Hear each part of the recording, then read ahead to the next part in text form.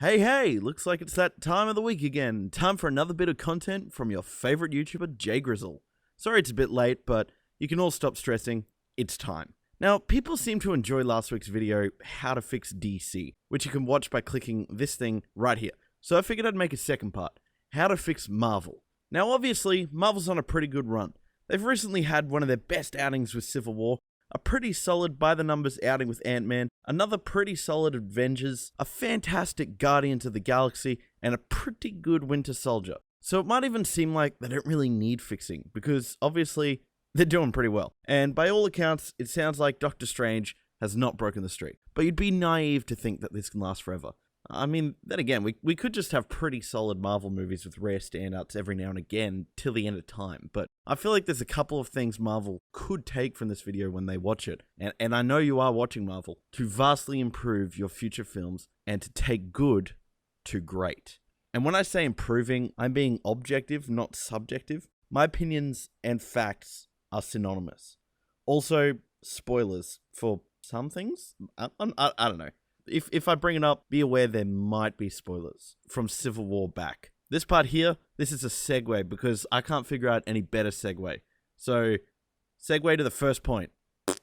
Look, I feel like everything in this video is going to be me saying, except Civil War, because I really think Civil War nailed it. So yeah, except Civil War. And maybe Loki. No Marvel movies have really had any standout villains. Yeah, Red Skull's alright, but that's just because he's so fun to watch. None of them have really had hard, relatable motivations like a Zemo or a Loki. They're just kind of like, I want to make the universe dark again? Or I want to destroy all the planets because justice? Or I'm just a bad guy?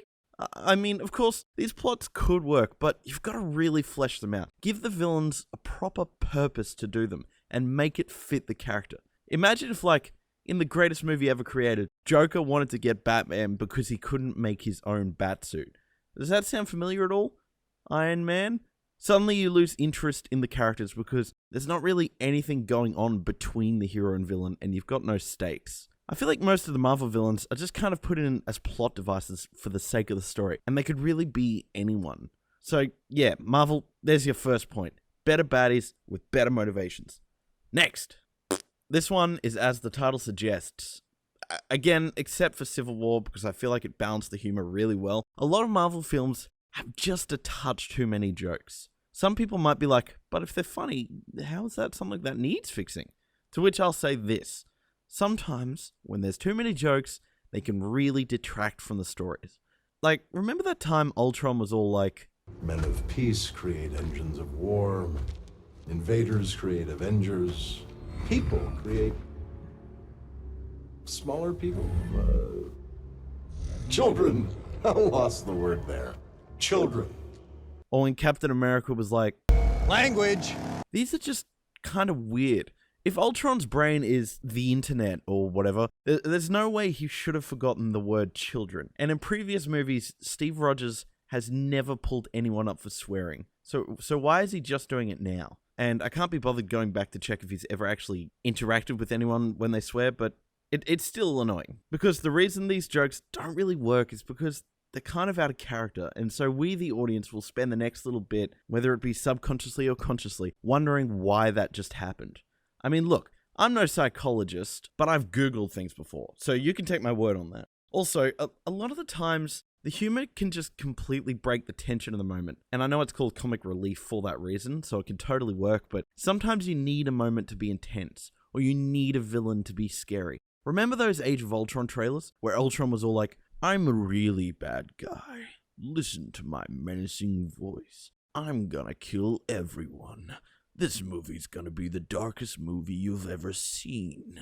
Remember that time I was in the office? That was pretty good.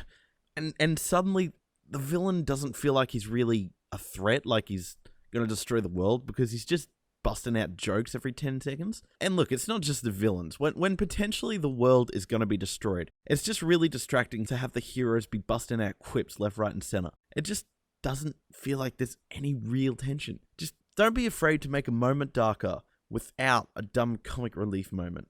Not everything should be joke time with friends. Like that part in Avengers where Iron Man flies the nuke up into the wormhole. That really works because the humor doesn't come till after the moment. So throughout the entire moment, you're actually not sure if he's going to make it. Whereas like in Thor the Dark World, you've got a potentially universe-destroying event happening, and you've got the world's two dumbest side characters goofing around every 2 seconds.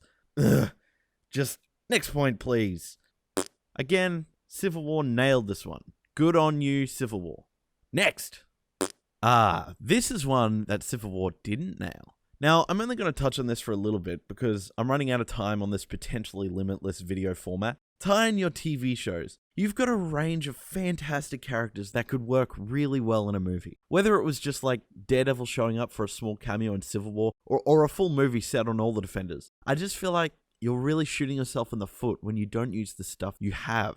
By the way, when I said that thing about better villains, I was in no way including the Netflix shows because most are great.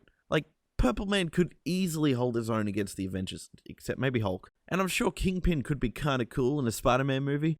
And look, even if like you wanted to include some of your movie characters in the TV shows, like a cheeky Captain America or Spider-Man cameo in Daredevil, that would be awesome. Way better than people candidly mentioning that dude with the hammer or that time aliens came from the sky. The world would just feel so much bigger if you did this. And look, maybe you've got scheduling issues or something, but you can work it out. You're like one of the biggest, richest movie company thingies in the world. So flipping work it out. Yeah, I think that about sums it all up. So look, Marvel, if you've just skipped to the end of this video here, I'll give you a brief summary. Better villains that aren't just plot devices, less jokes and tense moments that are in character, and use the TV shows. Because why not? Also, more Spider-Man. There's always room for more Spider-Man. Alright, thanks for getting through this video, guys. Hope you enjoyed. If you did, do the thing, the like thing, you know, like the video. But do you agree with the things said in this video? And is there anything else you feel Marvel could do to improve their universe? Leave your thoughts down below, and I'd love to chat about it. Thanks, guys. Have a good one. Jay Grizzle, out.